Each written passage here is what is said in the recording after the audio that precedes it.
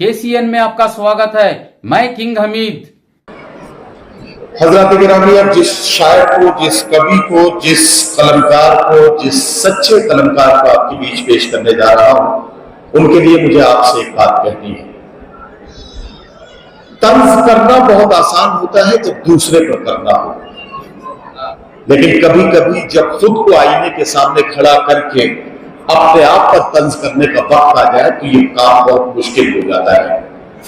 व्यंग और सच्चा व्यंग वही है कि जिसमें इंसान पूरी बेबाकी के साथ काम करे। तंज वही है मोहतरम तनवीर साहब कि जिसमें पूरी सच्चाई के साथ अपनी बात भी की जाए, दूसरे की बात भी की जाए। ये हिंदी में हरिशंकर परसाई जी का नाम इसमें एक बहुत अहम नाम है, उस रिवायत के लोग हैं। और अगर इधर देखो तो मुश्ताक यूसुफी और बहुत सारे नाम इधर भी निकल के आते हैं उर्दू में। एक कलमकार है जिन्होंने इन दोनों बड़े कलमकारों के बीच से एक रास्ता निकाला, क्योंकि उन्होंने अपनी जबान को हिंदुस्तानी रखा। हिंदी और उर्दू के बीच से एक ऐसा मोहब्बत भरा रास्ता जो दोनों जबानों के बीच में एक पुल का काम करने लगा।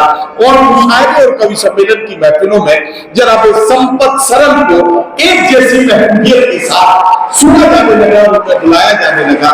जयपुर जो राजस्थान की दारुल हुकूमत है, वहां से तशरीफ लाए हैं जनाब संपत सरन, जो अपनी बेबाक गुफ्तगू, खूबसूरत अंदाज और बहुत ही आसान लफ्जों में बात करने के हुनर से जाने पहचाने जाते हैं। धीरे धीरे आपके दिलों की दरवाजे तक पहुंचेंगे, आसानी के साथ दरवाजे पर दस्तक देंगे और फिर कब आपके दिल में जाकर बैठ जाएंगे यह अंदाजा आपको भी नहीं लगेगा। जोरदार तालियों से जनाब संपत सरन का इस्तकबाल कीजिए। मैं आवाज दे रहा हूं कि तशरीफ लाए और अपने खूबसूरत कलाम से नवाजें। कल दरोगा ने कहा खाने में ये दीवान से, आ गए कल्लम के पैसे छोड़ दो सम्मान से। शुक्र मौला का अदा करके ये कल्लम ने कहा, हो भला रिश्वत का वरना मार देते जान से। जोरदार इस्तकबाल जनाब संपत सरन।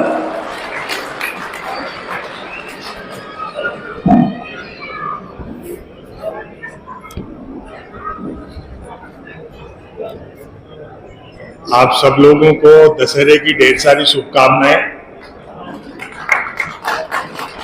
आज के इस मुशायरा कवि सम्मेलन के विशेष आकर्षण भाई इमरान प्रतापगढ़ी और तमाम लोग। मैं किसी गलतफहमी में नहीं हूं। अब इस मुशायरे में वही लोग बैठे हैं जो या तो इमरान प्रतापगढ़ी को सुनना चाहते हैं या फिर जो दूसरों के साधन पर आए हैं।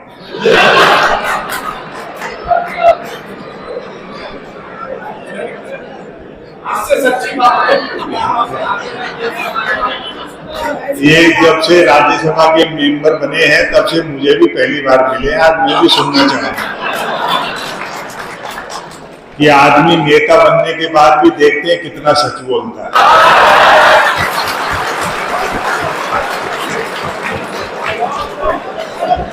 क्योंकि इस देश में आजकल कोई संकट नहीं है। मेरे से उम्र में छोटे हैं इसलिए मजाक कर लेते हैं।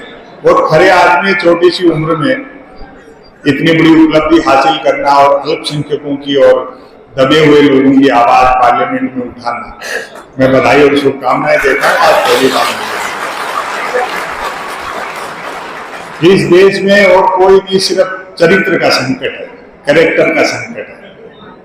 पिछले दिनों एक ऐसे मुशायरे में एक सज्जन बैठे थे, नेता थे। मैंने जानता नहीं था कि इस पार्टी के हैं। मैंने कहा साहब कांग्रेस में हो? बोलो नहीं, बीजेपी में है। कांग्रेस में आधे घंटे पहले थे।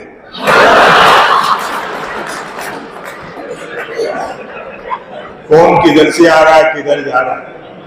और ये भाजपा भी देखो जो अपने आप को दुनिया की सबसे बड़ी पार्टी कहती है, ये भी हर समय इनका इतना कॉन्फिडेंस गिरा हुआ है कि हर समय कांग्रेस में तोड़ फोड़ में लगे रहते हैं। कितने कांग्रेसी इकट्ठे कर लिए जो स्वार्थी और मौकापरस्त थे, वो थोड़े से दबाव में डर करके या लालच में चले जाते हैं। अगर यही हालत रही तो अगला जो पार्लियामेंट का चुनाव होगा उसमें बीजेपी का चुनाव चिन्ह होगा हाथ के पंजे में कमल का फूल।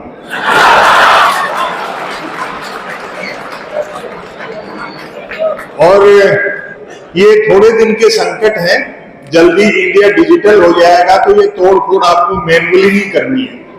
फिर आपको इस तरह के स्वार्थी नेता अमेजॉन और फ्लिपकार्ट पे मिलेंगे, और बूढ़े और रिटायर्ड नेता भी निराश न हो, वो अपने आप को OLX पर डाल सकते हैं।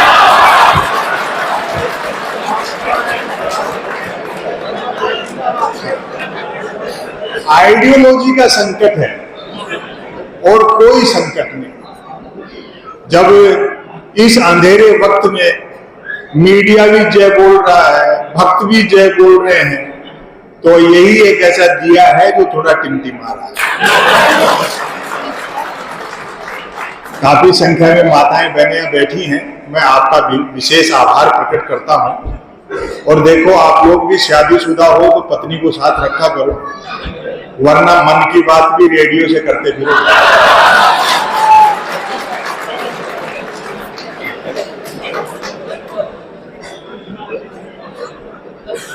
व्यापारी संन्यास कर रहे हैं और सन्यासी व्यापार की सोच रहे हैं। इस देश में साहब मूर्खताओं से बड़ी चहल पहल, झटका और हलाल पर बहस हो रही है और बकरे की कोई मर्जी नहीं पूछ रहा। भाई उसके लिए तो सलाह पूछ लो। लेकिन भगवान राम भी जानते हैं कि उनके लिए जो कुछ किया गया उसमें भक्ति कितनी है और पॉलिटिक्स कितनी है, वरना अयोध्या में थोड़ी हारते।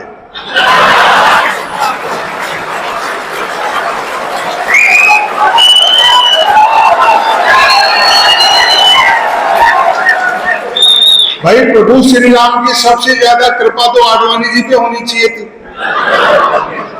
लेकिन आडवाणी जी भले आदमी, उनको थोड़ी मालूम था कि मोदी जी पांव छूने के बहाने जमीन खींच लेंगे।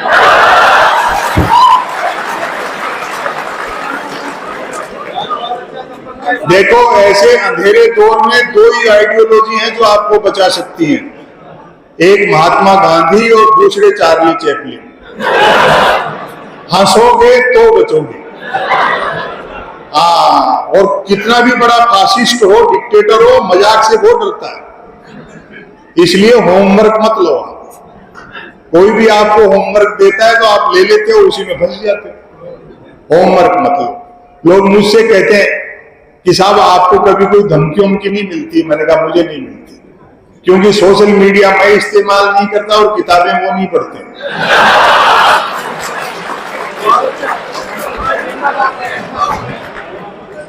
और मैं समझ जाता हूं कि कौन होमवर्क दे रहा है, मैं लेता नहीं।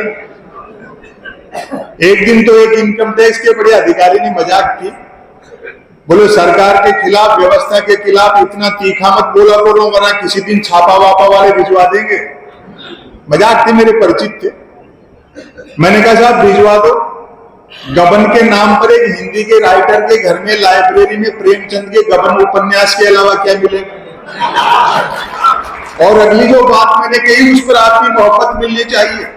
मैंने कहा फिर भी ऊपर के दबाव में जबरदस्ती भिजवाओगे छापा वाले, तो हम भी बीजेपी ज्वाइन कर लेंगे।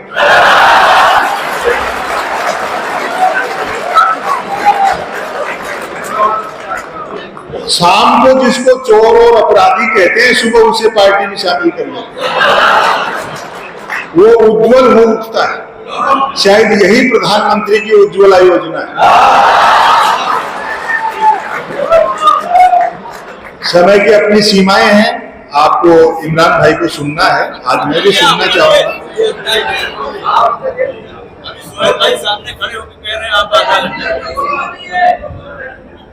अच्छा, मुझे आधे घंटे बोलना है?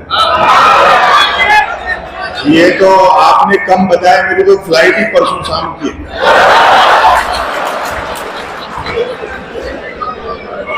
मीडिया के लोग यहाँ बैठे हैं, चलो अच्छी बात है कि बैठे हैं, वरना अब तक तो लेटे हुए थे। 400 से 240 पे हटके तो ये भी बैठे हैं। क्या ऊधम मचाया। हालांकि गलती इनकी नहीं है, वो जो मीडिया हाउस चलाते हैं ना, जिन्होंने कलम इनकी जेब में रख दी और कैमरा कंधे पे लटका दिया, हाथ पीछे बांध दिया, तो ये भी क्या सच बोलेंगे? वरना इनको अगर थोड़ा फ्री हैंड कर दिया जाए तो ये भी बता देंगे कि बदलाव कैसे होता है, क्रांति कैसे होती है।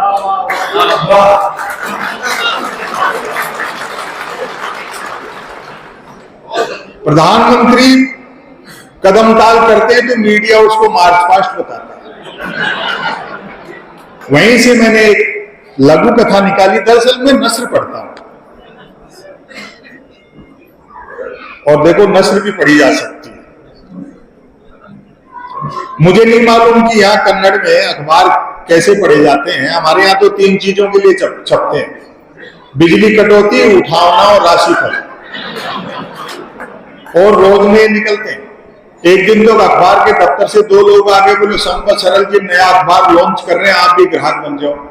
क्योंकि अखबारों का कोई पाठक तो बनता नहीं, ग्राहक ही बनते। 1 रुपए में 16 पेज। और जो मैंने जवाब दिया, 1 रुपए में 16 पेज। मैंने कहा भैया रुपया चाहे 1 की जगह 2 ले जाए, लेकिन 16 पेज खाली दे जाएगा। फिर मैंने रिसर्च की कि इतने अखबार बिकते कैसे। तो अचानक एक दिन एक अखबार के दफ्तर से फोन आया, बोलो संपत सरल जी आज आपका नाम हमारे अखबार में छपा। मैं बड़ा खुश हुआ जी, आपका अखबार कहाँ मिलता है? बोलो हमारा अखबार कोई होकर नहीं बांटता, जिस किसी का नाम छप जाता है दिन भर वही खरीद खरीद कर बांटता है। और वो प्राइम टाइम पर बहस देखते हो आप, जैसे किसी जमाने में अवध के नवाब मुर्गे लड़ाते थे। 4 जन बहसे आते, एक मुद्दे का समर्थक, दूसरा मुद्दे का विरोधी, तीसरा बुद्धिजीवी दोनों को हड़काने वाला, और चौथा एंकर तीनों को भड़काने वाला। और आपकी तालियां उठेंगी, चौथा एंकर तीनों को भड़काने वाला। बहस होनी होती है गरीबी की रेखा पर, और करते रहते हैं रेखा की गरीबी पर। वहीं से मैंने एक छोटी सी शॉर्ट स्टोरी निकाली, जिसे हिंदी में लघु कथा कहते हैं। सुनिए साहब। ब्रेकिंग न्यूज, खबर कैसे तानी जाती है। आत्मनिर्भर नामक राज्य में डिजिटल क्रांति भले ही होने को थी, पर न्यूज क्रांति हो चुकी थी। न्यूज चैनल खबरें तलाशते नहीं गढ़ते थे, और देते नहीं फैलाते थे। ब्रेकिंग न्यूज की तो मारामारी रहती थी। अब कहानी यहां से शुरू होती है। एक दिन जो ही राजा नहाकर स्नान घर से निकला, क्यों ही एक न्यूज चैनल ने ब्रेकिंग न्यूज दागी, राजा नहाया। दूसरे न्यूज चैनल ने खुशी जाहिर की, राजा आज भी नहाया। तीसरे न्यूज चैनल ने अटकलें लगाई, राजा क्यों नहाया। चौथे न्यूज चैनल ने नई जानकारी दी, राजा पहली बार नहाया। 5वें न्यूज चैनल ने आत्मनिर्भरता की पुष्टि की, राजा खुद नहाया। और इस बार आपकी तालियां रुकेंगी नहीं, 6ठे न्यूज चैनल ने रहस्योद्घाटन किया, राजा पानी से नहाया।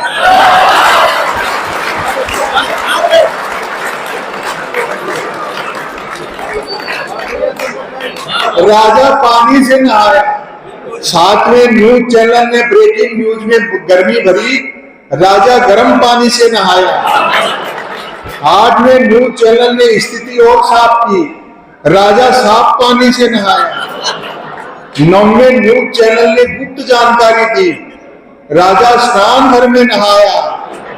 10वें न्यूज चैनल ने राहत भरी ब्रेकिंग न्यूज चलाई, राजा आज तो नहाया। और अगली पंक्तियों पर आप तालियां बजाने, एक श्रोता का, सुनने वाले का ऑब्जर्वेशन, सच्ची घटना है।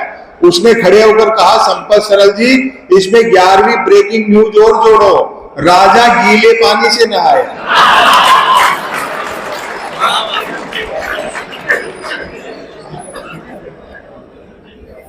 भ्रष्टाचार में तो देखो कमी आई है, रेट डबल हो गए, गारंटी आदि है। और कोई परिवर्तन नहीं आया। अप्लाई एक ने किया, एग्जाम में दूसरा बैठा, इंटरव्यू तीसरे ने फेस किया, नौकरी मिली चौथे को, और करता रहा 5वां। वेतन 6ठे ने उठाया, और पेंशन हुई 7वें की। अब आपकी मोहब्बत मिलेगी, जबकि 7वें की डेथ तभी हो गई थी जब पहले ने अप्लाई किया। हम कैसा समाज बना रहे हैं? विकास ये नहीं है कि कितने एक्सप्रेस वे बने, कितने फ्लाईओवर बने, कितनी वंदे भारत चली और कितनी एक्सप्रेस ट्रेनें चली, कितने हवाई जहाज उड़े। ये तो जरूरतें हैं, समय के हिसाब से घटती बढ़ती रहती हैं। ये नहीं थी तब भी आदमी चल रहा था। असल विकास ये है कि समाज में भय, लालच, ईर्ष्या, अहंकार, झूठ और बेईमानी कितने घटे। मैं बधाई देना चाहता हूं मैसूर के प्रशासन से। सैकड़ों साल की एक परंपरा है यहाँ दशहरा उत्सव की, और उस बहाने मेले लगते हैं। छोटे छोटे दुकानदार अपनी चीजें सजाते हैं और लोग अपनी जरूरतें पूरी करते हैं। यही मोहब्बत है, यही हिंदुस्तान है। ये मेले लगते रहने चाहिए। आप क्या खाएंगे, क्या पहनेंगे, ये तो सोचो। आप क्या पढ़ेंगे, ये तक भी कहीं और से तय हो रहा। प्रेमचंद की एक कहानी ईदगाह है हिंदी में, उसे इसलिए सिलेबस से हटा दिया कि अगर गांव में मेले लगेंगे और हामिद अपनी दादी के लिए चिमटा मेले से खरीदेगा तो मल्टीनेशनल कंपनियों के ब्रांडेड चिमटे ऑनलाइन कैसे बिकेंगे।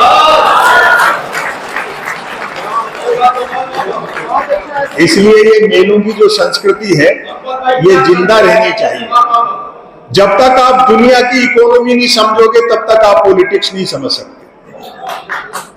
चाहे वो हमास और इजराइल का झगड़ा हो, चाहे वो यूक्रेन और रशिया का झगड़ा हो, चाहे और कहीं के झगड़े हो, दो चीजें हैं। फिर इसके बाद एक आर्टिकल सुना दूंगा। एक होता है बाजार और एक होता है बाजारवाद। बाजार हर युग की जरूरत है, दोनों में अंतर ही है। बाजार का मतलब है जरूरत के हिसाब से चीजें बनाना, और बाजारवाद का मतलब है चीजें बना करके जरूरत पैदा करना। अब हथियार बना लिए तो लड़ो, उनके लिए ये युद्ध, ये आतंकवाद इंडस्ट्री है। दवाई बना ली, अब महामारी पैदा करो। तो चीजें बना करके जरूरत पैदा करते हैं।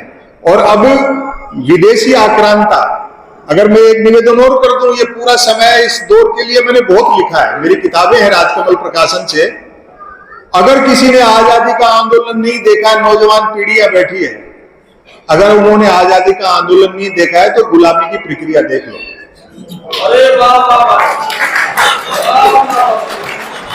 आपको पता ही नहीं लग रहा है और चीजें किस तरह से किधर जा रही हैं। अब विदेशी आक्रांता, उपनिवेशवादी जिनसे टीपू सुल्तान लड़े थे, वो खैबर का दर्रा पार करके या समुद्री रास्ते से नहीं आते, मोबाइल, इंटरनेट, लैपटॉप के जरिए आते हैं। और उनके लिए जीपीएस और लोकेशन का काम वो करते हैं जो माता का सीता का पता लगाने लंका गए थे और सोने की चमक देखी तो वहीं की नागरिकता ले ली।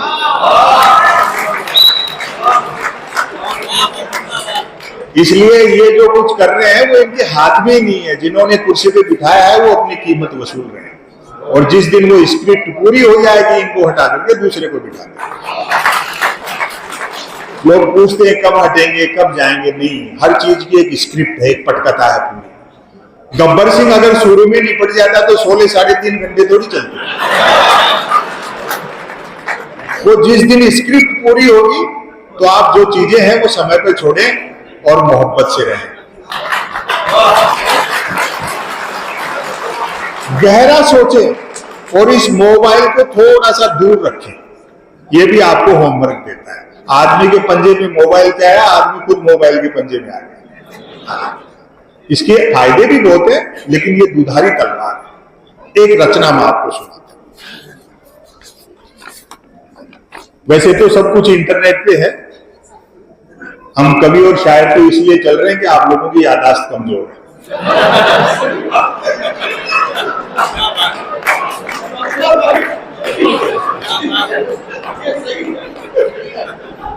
लेकिन लाइव सुनने का एक अलग आनंद है, उसमें नए अर्थ खुलते हैं।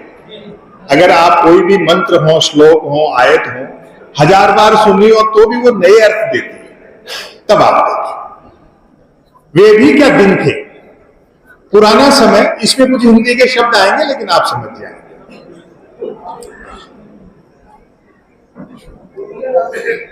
सुहेल बैग साहब, आप दिखते रहना, पेमेंट के चेक इन्हीं के पास है।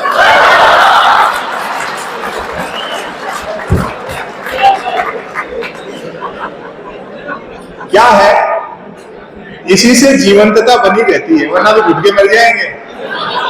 मैं आपको सच बताऊं, आपने 10 साल तकलीफ में निकाले होंगे, लेकिन मैंने नहीं निकाले और आप भी नहीं निकालोगे आज के बाद। प्रधानमंत्री अगर इतना मनोरंजन नहीं करते तो अपन घुट के मर जाते। राहुल गांधी 4000 किलोमीटर पैदल चले एक पैंट और टी शर्ट में, वो पूरे 4000 कपड़े बदल देते। वो तो मैं बताऊं, काशी गए थे गंगा में नहाने, तो जैसे डुबकी लगाई तब दूसरे कपड़े थे और निकले तो दूसरे थे।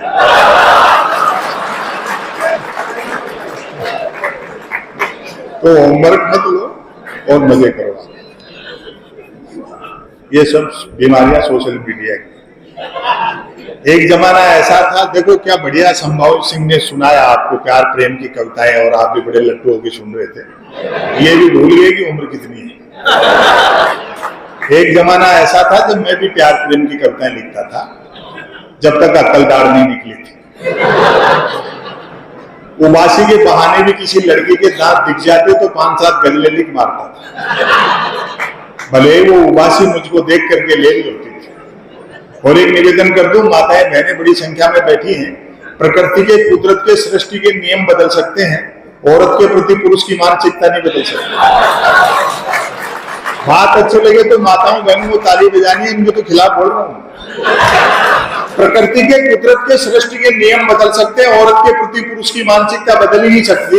मर्द की फितरत होती है, अर्थी के रास्ते में भी औरत मिल जाए तो 80 साल का मुर्दा भी वाइब्रेशन मोड पर आ जाता है।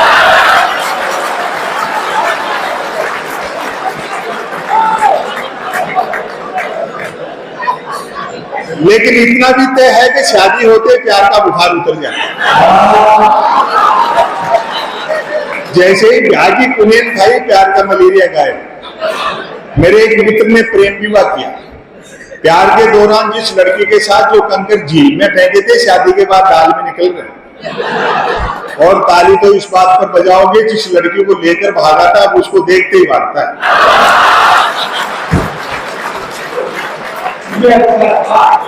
शादी के 3 दिन बाद मिला, मैंने कहा नया नया प्रेम विवाह किया, पत्नी को लेकर सिनेमा जाए, शहर सपाटा करके मंदिर मंदिर भटकता है। बोले भाई साहब, सुना है जोड़े ईश्वर बनाता है, बस उसी को ढूंढ। ये वो त्याग और समर्पण का काम है। प्यार मोहब्बत में आदमी को अपना कैरियर तक दांव पर लगाना पड़ता है। मैं ऐसे कई लड़कों को जानता हूं जो कॉलेज के जमाने में मेरे साथ पढ़ते थे, जिन्होंने अपने बाप की गाड़ी कमाई से प्रेमिकाओं को जलेबी खिलाई, आजकल शहर के नामी हलवाई बने हुए हैं।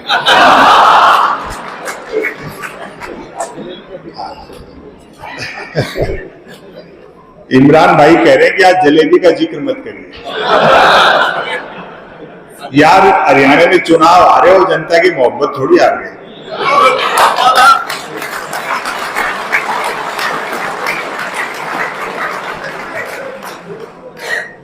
विपक्ष वही नहीं होता जो पार्लियामेंट में असेंबली में होता है, विपक्ष सड़कों पे भी होता है। हाँ, और वही सच्चा विपक्ष है। अब आप सुनिए, वे भी क्या दिन थे। पुराने समय में सुविधाएं कम थी, रोमांच बहुत था, संघर्ष था, सुख भले ही कम था, लेकिन रोमांच खूब था। वहीं से मैंने एक रचना निकाली, वे भी क्या दिन थे। सुनिए, पहली पंक्ति से पढ़िए। बैठिए बाबूजी, मैं तो 5 मिनट ही बोलूंगा। ये तो फिर भी धड़ल्ले से जा रहे हैं। मेरे टाइम तो कई लोग बंद मोबाइल कान के लगा के निकलते हैं। वे भी क्या दिन थे जब घड़ी एक आपके पास होती थी और समय सबके पास था। और अगली पंक्ति पर आपकी मोहब्बत मिलेगी। आज की तरह नहीं था कि फेसबुक पर 5000 दोस्तों और परिवार में बोलचाल था।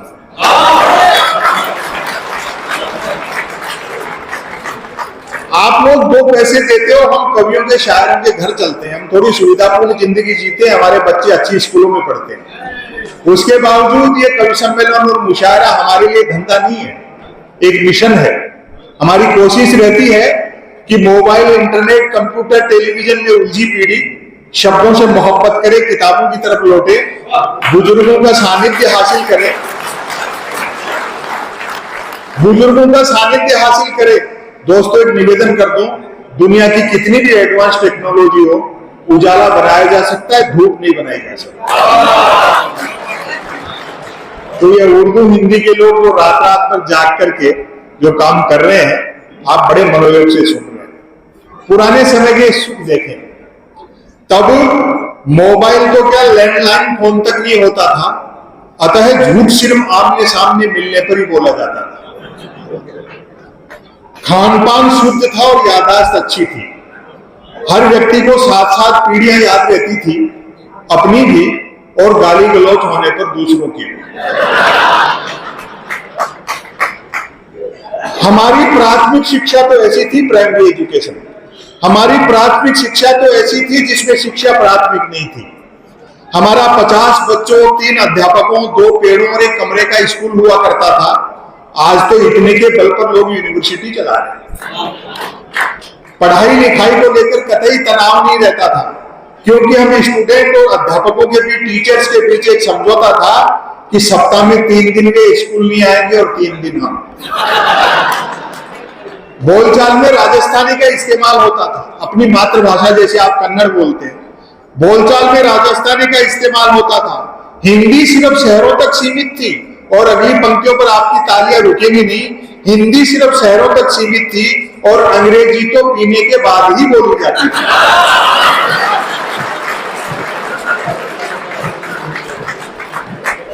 कई प्रकार के खेल कूद थे। अब तो बच्चे गेम के नाम पर वीडियो गेम खेलते हैं। बच्चे भी क्या करें, खो खो, कुश्ती और कबड्डी तो संसद विधानसभाओं में चलेगी। बाकी खेलों को क्रिकेट ने बाउंड्री लाइन से बाहर कर रखा है। जो चैनल खोलो क्रिकेट। एक दिन तो मैं भी टाइम पास के लिए देख रहा था, तो कमेंटेटर ने बड़ी ऊंची छोड़ी, बोले जब से धवन और कोहली ने मूछें रखी हैं तब से धुआंधार परफॉर्म कर रहे हैं। मेरे उस दिन समझ में आई कि दुनिया में महिला क्रिकेट क्यों पिछड़ा हुआ है। अब अपना बचपन याद करो। हालांकि क्रिकेट तब भी खेला जाता था, बैट का मालिक बैटिंग करता था और बॉल का मालिक बॉलिंग। फील्डर भी यही 2 होते थे। बैट टच न होने पर फेंकी हुई गेंद फेंकने वाले को लानी पड़ती थी। एक ओवर कुल कितने गेंदों का होगा, ये गेंद का मालिक तय करता था। बल्लेबाज पहले गेंद पीटता था, फिर मूड के अनुसार भागकर या चलकर रन बनाता था, उसके बाद गेंद लाता था। अब आपके हाथ उठेंगे। ऐसा भी होता रहता था कि बल्लेबाज की दिन भर गेंद लाने की इच्छा नहीं रहती थी और वह दिन भर रन ही बनाता रहता। हम आवारा पूंजीवाद के दौर में जी रहे हैं, जिसमें मिल गई बेकाबू टेक्नोलॉजी। नतीजा क्या हुआ, भीतर भर गया असुरक्षा बोध, जिसको डर कहते हैं। लाखों करोड़ों जमा हैं, उसके बावजूद टेंशन रहता है कल क्या होगा। बड़ी उम्र के लोग यहाँ बैठे, अपना बचपन याद करो। 2 जोड़ी कपड़े होते थे, वो भी घर में किसी बड़े के फिट करवा लिए, और प्रेस भी तकिए के नीचे दबा के होती थी। आज वार्डरोब, अलमारी पूरी कपड़ों से भरी है और आदमी आधे घंटे तक तय नहीं कर पाता कि इस पैंट के साथ कौन सा शर्ट मैच करे। लोग भूखे उठते तो थे, लेकिन भूखे सोते नहीं थे। महंगाई बिल्कुल नहीं थी, ईमान के अलावा सब कुछ सस्ता था। और तालियां उठेगी, सस्ताई का अंदाजा आप इसी से लगा ले कि फिल्मों में हीरोइनों को पैसा कम मिलता था तो भी कपड़े पूरे पहनते थे।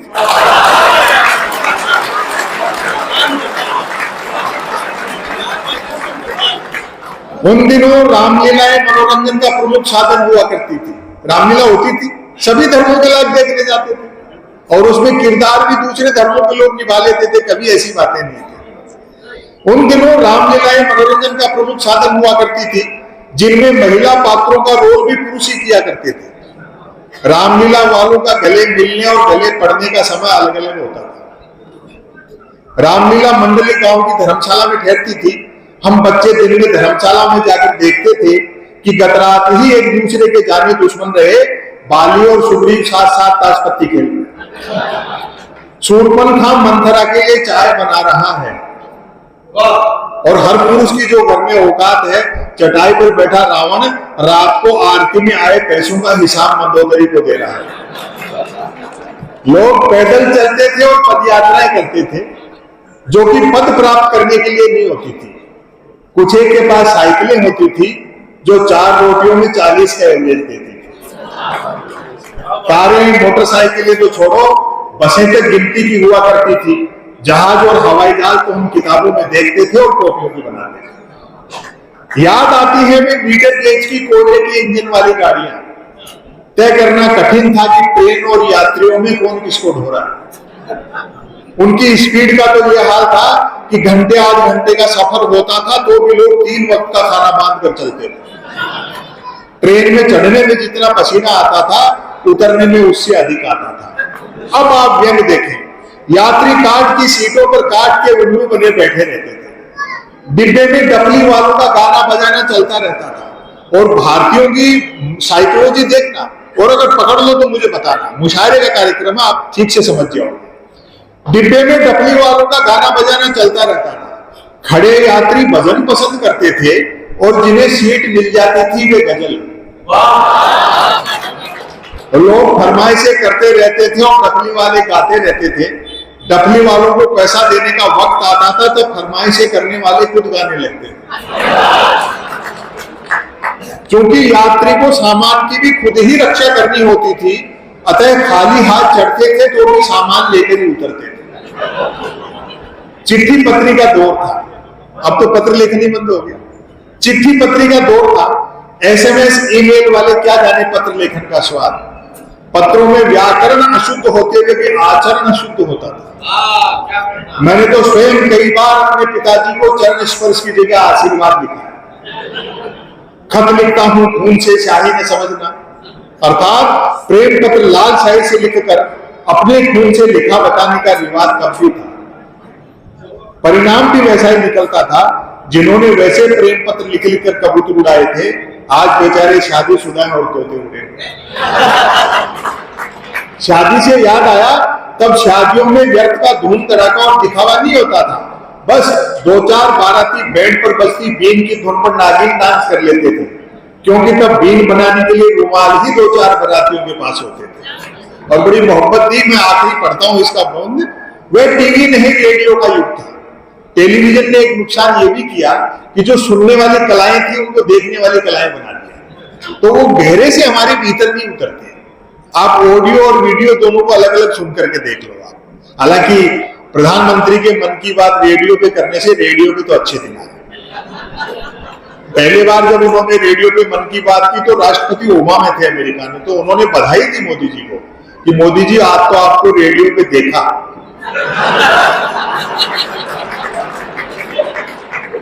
वह टीवी नहीं रेडियो का युग था। व्यक्ति बंदूक भले बिना लाइसेंस के रख सकता था, किंतु रेडियो के लिए लाइसेंस अनिवार्य था। बिना लाइसेंस के रेडियो नहीं बजा सकते थे, जो पोस्ट ऑफिस में रिन्यू कराना पड़ता था हर 10 साल बाद। ऐसे भी दिन देखे हमने, किंतु रेडियो के लिए लाइसेंस अनिवार्य था। याद आते हैं अमीन सयानी का बिना का गीतमाला, जसदेव सिंह की हिंदी कमेंट्री, कृष्ण कुमार भार्गव, देवकीनंदन पांडे और रामानंद सुप्रसाद सिंह के समाचार। और अब मोहब्बत मिलेगी, गर्दन झुकाकर बीबीसी तो ऐसे सुनते थे जैसे आज बीबीसी सुनते हैं। देखो, दुनिया मोहब्बत से चलती है, और राहुल गांधी जी ने भी कहा मोहब्बत करो, और गांधी का भी यही कहना था, मोहब्बत। जब जंगल में आग लगती है तो न तो वो बरगद बचते हैं जो हवा को आंधी में बदलते हैं, और न वो बांस बच पाते हैं जो आपसी लकड़ी से चिंगारी को। अंतिम में पंक्तियां सुना करके अपनी जगह लूं, उसके बाद इमरान प्रतापगढ़ी जी को सुनेंगे। आखिरी पंक्ति पर मुझे तालियों से विदा करना, वरना पूरा लेख फिर से शुरू कर दूंगा।